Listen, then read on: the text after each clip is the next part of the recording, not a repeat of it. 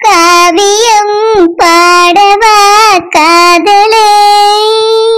அத்தை நம்ம ஒரு வார்த்தை கேட்கக்குள்ள எரிஞ்சு எரிஞ்சு விழியாவே. எங்க குடும்பம் மோசம், இவிய குடும்பம் ரொம்ப நல்ல குடும்பம். இவியல என்னெல்லாம் பண்ணவன்னு எனக்கு தெரியாதோ. என்னை துரத்தி விட்டு என் புருஷனுக்கு 2வது கல்யாணம் பண்ண பார்த்தாவே, அதுவும் அந்த பிரியங்காவே.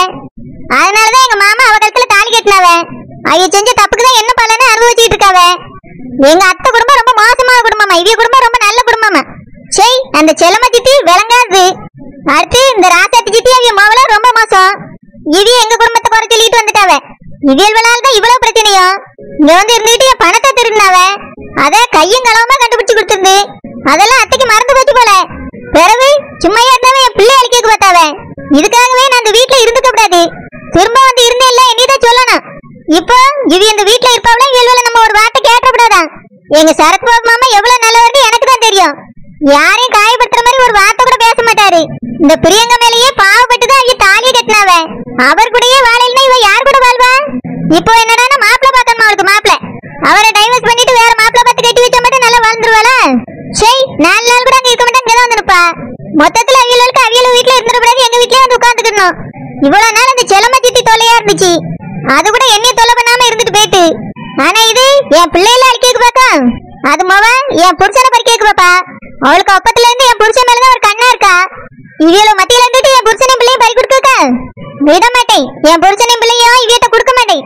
அந்த ராசாத்தி சித்தி என்ன திட்டத்தோட இந்த வீட்டுக்குள்ள வந்திருக்கோன்னு எனக்கு நல்லா தெரிஞ்சு போச்சு. திரும்பவும் என் புருஷனை அது மொழு கல்யாணம் பண்ணி வைக்க இங்க வந்து உட்கார்ந்துருக்கு. என்னை என் பிள்ளைய அச்சு காத்துவாவே, இல்லைன்னா க்ளோஸ் பண்ணி விடுவாவே. நாங்க இல்லைன்னா என் புருஷனை அவளுக்கு கல்யாணம் பண்ணி வச்சிருவாவே. இதுதானே இவ திட்டம். எனக்கு நல்லா தெரிஞ்சு போச்சு இவ மனசுல என்ன வாடுதுன்னு. இதுக்கு மேலே நான் இந்த வீட்டுல இருந்தா சரி வராது. ஒண்ணு இந்த ராசாத்தி அது மௌலங்க இருக்கணும், இல்ல நானே என் பிள்ளைய என் புருஷனும் ஒழுங்கா நிம்மதியா இருக்கணும். அவியல் வந்த வீட்டுல இருந்தா நாங்க நிம்மதியாவே இருக்க முடியாது. அதனால நாங்க வெளியே போயிட வேண்டியதான். ஆனந்த் இதுக்கு ஒத்துக்கிட மாட்டாரு, என்ன செய்ய? அவர் ஒத்துக்கிடாம எங்க போயிருவாரு? எடுத்து சொல்லி அவருக்கு புரிய வச்சே தீரணும். இதுக்கு மேல இந்த வீட்டுல இருக்கிறத விட நம்ம தனி கொடுத்தன போறதுதான் நல்லது. அப்பதான் என் புருஷனையும் பிள்ளையும் நான் காப்பாத்திக்கிற முடியும், என் வாழ்க்கையும் காப்பாற்ற முடியும். இன்னைக்கு ஆனந்த் வரட்டும், இதுக்கு ஒரு முடிவு கட்டிடுறேன். என்னது ராசாத்தி சித்தி என்ன இங்கதான் தங்க போறாவளா? அவ இங்க தங்கினா சரி வராதே. செல்லம்மா சித்தி இங்க இருந்து போனோன்னு வந்துட்டாவளேன்னு நான் நினைச்சேன். ஒரு 7:30யோட தான் வந்திருக்காவ. இனி அவ கல்யாணம் முடிய வர வரைக்கும் இங்கெல்லாம் தங்க போறாவளா? அவளுக்கு எப்ப டைவர்ஸ் ஆகுறது, எப்ப கல்யாணம் ஆகுறது, இவ எப்ப வீட்டை விட்டு போறது, இதெல்லாம் நடக்கிற கதையா?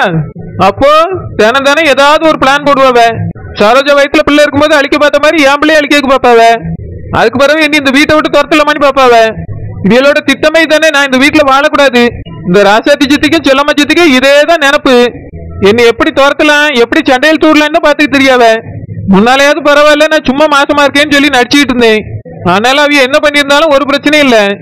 ஆனா இப்ப உண்மையாவே என் வயிற்றுல பிள்ளை இருக்க. இப்ப என்ன பண்றது? அவியல எப்படி இந்த வீட்டை விட்டு துரத்துறது? நம்ம இந்த வீட்டுல இருக்கோம்னா அவிய இந்த வீட்டுல இருக்க கூடாது இல்லையா? அவிய எங்க இருக்குதா இருந்தா நம்ம இங்க இருக்க கூடாது.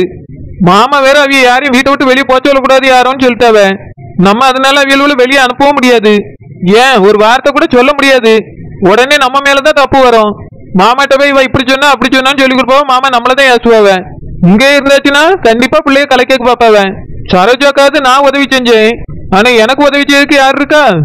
அவளே பிள்ளைய பார்த்துட்டு ஒரு வீட்டு வேலையை கூட உருப்படியா செய்யல. இந்த அத்தை ராசாத்தி போற திசையை பார்த்து பார்த்து கும்பிட்டுக்கிட்டு உட்காந்துருக்கோம். நம்மளுக்கு இங்க என்ன நடக்கு எது நடக்குன்னு யார் கவனிப்பா? அவ பாட்டுக்கு நான் சாப்பிட்ற பொருள்ல ஏதாவது போட்டு தந்துட்டாவனா அது எப்படி எனக்கு தெரியும்? நானே சமைச்சாலும் பரவாயில்ல, சமைக்க ஆள் வச்சிருக்கிறதுல என்ன கலந்துருக்கு என்ன போட்டிருக்குன்னு யாருக்கு தெரியும்? ஏன் வேலைக்காரிக்கு கூட ரூபாய் கொடுத்து அவ பக்கம் இழுத்தாலும் இழுத்துருவாவ. யாரையும் நம்ப முடியாது, எதையும் நம்ப முடியாது. இப்ப என்ன செய்ய? நம்ம வேற ரூம்குள்ளேயே அடைஞ்சு கிடக்கும். அங்க என்ன நடக்கு ஏது நடக்குன்னு நம்மளுக்கு ஒண்ணும் தெரியாதே. சரோஜா சமைச்சாலும் நம்பிக்கையோட வாங்கி சாப்பிட்டுலாம். ஆனா சில்பாக்கால சமைக்குது, எப்படி நம்ப முடியும்? அவிய நல்லவியதான். இந்த ராசாத்தி சித்தி அவளுக்கு தெரியாம கூட எதையாவது கொண்டு போடலாமே. ஐயோ, நினைக்கும் போதே பயமாலாம் இருக்கு. வரும்போதே ஏதாவது வாங்கிட்டு வந்தாலும் வந்திருக்கும். சரியான பாய்சன் டப்பா இது. இதுக்கு ஒரே வழி, அதை வீட்டை விட்டு துரத்த முடியாது. நான் இந்த வீட்டை விட்டு வெளியே போறதுதான் நல்ல வழி.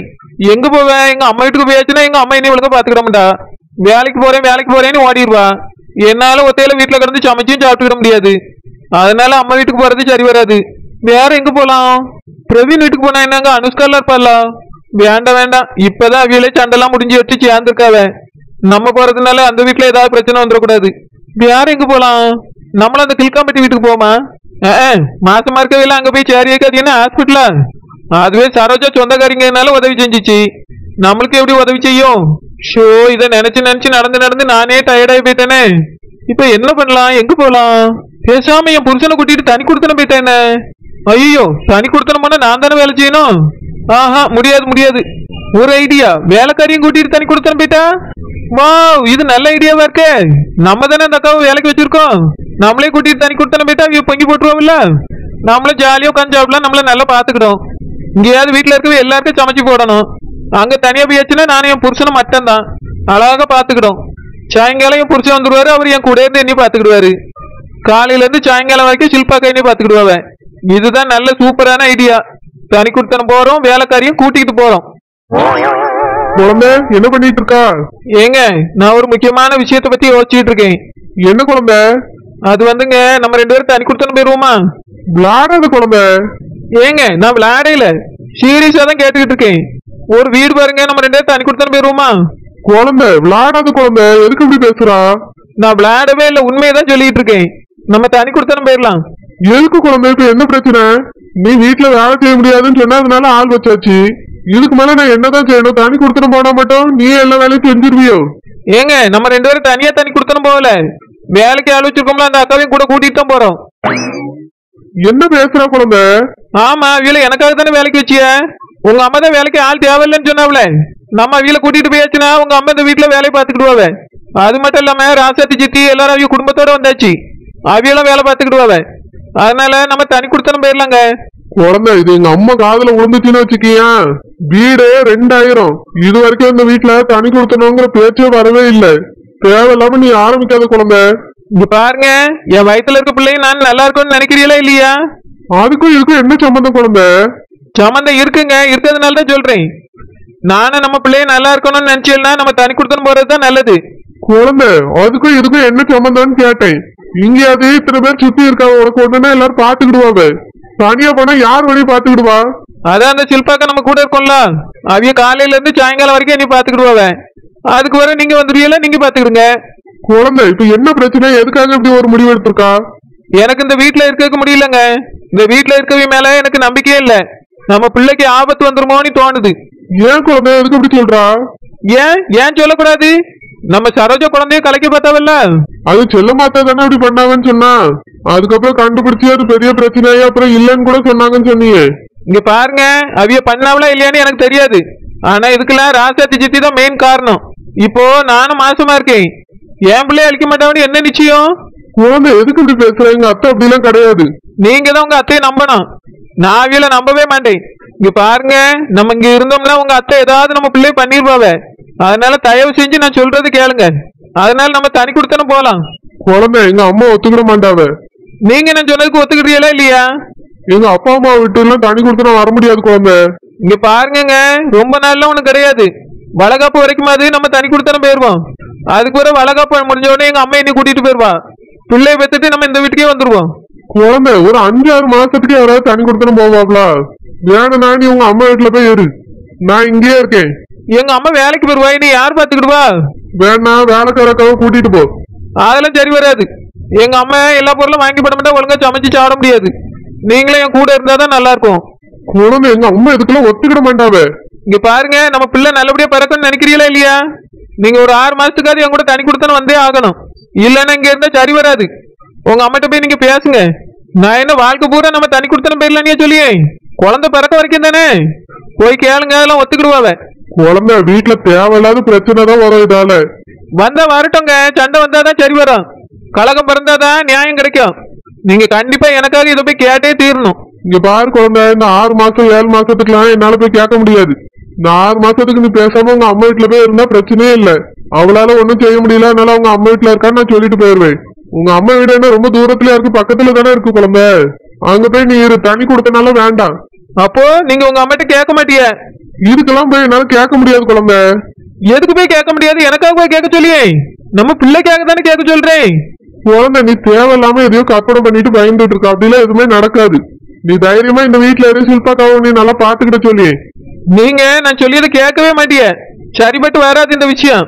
நானே உங்க அம்மாட்ட போய் கேட்கேன். குழந்தை, வீட்டுல தேவையில்லாம சண்டை தான் வரும். சண்டை வரட்டும், அப்பதான் ஒரு நியாயம் கிடைக்கும். உங்க அம்மாட்ட போய் நான் கேட்க தான் போறேன். டேய் குட்டி பையா, இன்னைக்கு முழிச்சிருக்கியா? அப்ப பாருங்க அம்மா மடியிலே உட்கார்ந்துட்டு இருக்கீங்க. அப்ப பாருங்க ஆதி செல்லம், அப்பா கிட்ட பாப்பா. ஆனந்த், உங்ககிட்ட ஒண்ணு சொல்லணும். சரோ, எப்ப பார்த்தாலும் இப்படி மடியிலே தூக்கி வச்சு பழக்கம் கட்டாத பிள்ளைய. இப்படியே பழக்கினேன்னா அவன் கீழே உட்காரவே மாட்டான், அடுத்த வீட்டை போகவே மாட்டான்.